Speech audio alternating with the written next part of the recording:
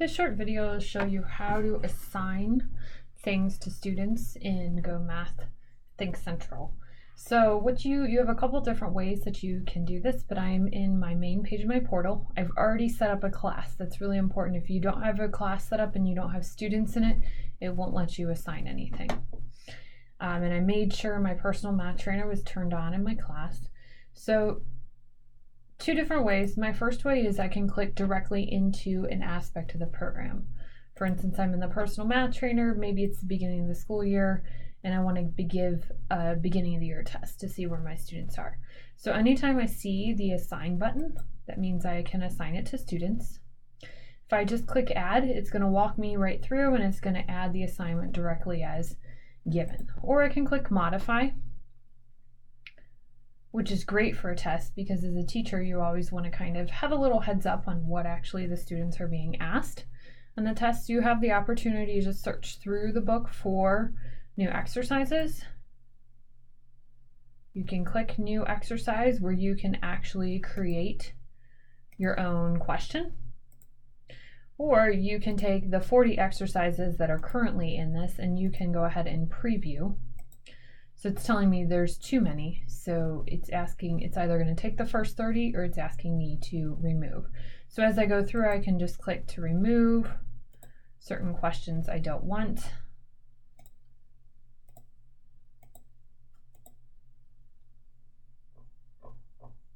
I'm going to work my way all the way to the bottom. Keeps loading. I'm going to go ahead and close that.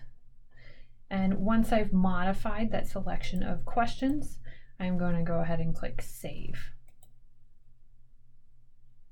So modifying that, save that workflow editor. So that means that what I have in there is those newly selected questions. I might call this your test.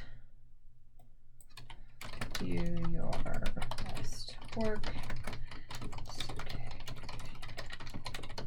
You don't need to have a long direction here. The scripted direction is just do. Here's my resource, the beginning of the year test. Randomized questions, yes, it will do that. I'm going to select a class, which is my demo class. I have 2 students in this class. I can select a group, so if you watch the video on class building, you can actually build groups within your class, which is great for differentiation for groups. So then you're not assigning to individual students, you can easily just assign to a group at a time. So group, here's my students, I'm going to add both of them. I need to list an available date that it goes active on the student site and when it's due. I typically like to put due date further out. Just because it creates issues if students don't get it done by that date. Time available, depending on the grade level, you may want to make it only available during the school day. Obviously, kindergarten and first grade, that may not be a big deal. Or you can schedule a start and end time. So those are your options there. Taking the assessments. You can require the students a password to access the assessment. You can allow the students to pause the assessment. You can decide if you want them to see their answers or not. For a pretest, I probably wouldn't want my students to see the answers. Viewing results. You don't really have much options when it comes to standard alignment. You can set a mastery level.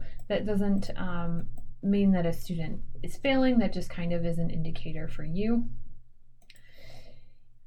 Follow an adaptive workflow. So if that's automatically toggled, no, that's because this is an assessment, but an adaptive workflow will adapt as the student works through things. And that option will be there if you're not modifying things. If you keep them as is with the personal math trainer in the lessons, you'll have the option to have that adaptive workflow. And then I just click Save. And voila, I have a student test ready to go. I can edit it, delete it, copy it. I can turn on the showing answers, or I can turn it off, and the students will see this in their account. The next way that you can find lessons, So other than, I'm back on my home page, just click the Think Central up in the left-hand corner. So instead of selecting an option from here, I can also just switch for a lesson. So let's say we're on 2.6. I type in lesson 2.6, and then the first thing I'd want to do is go over here, and if I have more than one grade, I'm going to want to click the grade I'm working with. So I'm working with grade 1. If it's something I want to assign to students, I might want to toggle on this filter by assignable. If I want to see all the resources, I can scroll through everything on lesson 2.6 here, but I just want to see things that I can assign this time. These hands-on are great practice for students. The hands-on, subtract, compare, practice, and homework. There's a mid-chapter checkpoint. This is the interactive student edition, student view. So any of these, if I want to see what it looks like for students, I just click on the blue link. So click on the blue link. If I assign this to students, this is what they're going to get. And I could work my way through this. So anything Mindy has that 7 puzzle pieces. David has I'm 4 puzzle on, pieces. the How many students more are puzzle going pieces to... does Mindy have than David? You can use red and yellow counters to show the problem. Let's use red counters to show Mindy's puzzle pieces, and yellow counters to show David's puzzle pieces. How can you use models to compare and subtract? So I'm going to close out of that. So anything I click on with the blue link, it'll show me exactly what students are going to work on. So that's kind of important to know, because if I click on the regular student edition and you assign this to students, it's really not something to assign in terms of having students complete it digitally. It's more copies of the workbook pages. So this could be assigned for students to be able to print when needed. Let's see if I can quickly find the print option here. It's in a different place. So there is another video on there that will show you the print option, but just keep in mind whatever you see is what students are going to see when you click on that blue link. So I might want to assign this interactive student view. Maybe I want to assign the personal math trainer, lesson 2.6 homework. So this is what the students are going to see. So I'm going to go ahead and assign that. And click the gray assign button. This time I don't want to modify it. I'm just going to add it, because I want to show you how that interactive option works. So I don't have any groups. I'm going to add all the students. Allow students to see their answers. Yes, because this is homework, it's practice. I want them to get that instant feedback. Here's where you have the option to turn on that adaptive workflow. And the adaptive workflow is the daily intervention, enrichment, or the personal study plan. I'm going to do the daily intervention and enrichment. Enrichment threshold 90%. Default enrichment threshold is 90%.